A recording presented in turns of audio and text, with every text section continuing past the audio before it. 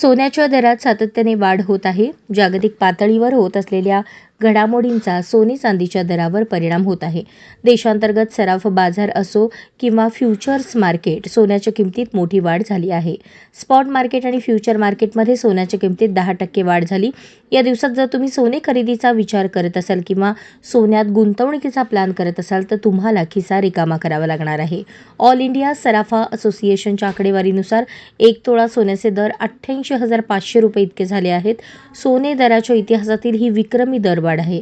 सोनेच नाही तर चांदीच्या किमतीतही वाढ झाली आहे. अशा परिस्थितीत जर तुम्ही सोने खरेदी करत असाल तर जास्त पैसे द्यावे लागणार आहेत. सोन्याच्या किमती वाढण्यामागे अनेक कारणे आहेत. जागतिक पातळीवरील घडामोडींचा यावर मोठा परिणाम झाला आहे. रशिया आणि युक्रेन यांच्यातील युद्ध कमी होत आहे, परंतु अमेरिकेचे अध्यक्ष डोनाल्ड ट्रम्प यांची धोरणे जगासाठी त्रासदायक ठरू लागली आहेत. व्यावसायिक आणि व्यापारी वातावरण अस्थिर झाले आहे. याचा परिणाम सोने आणि चांदीच्या दरांवर झाला आहे.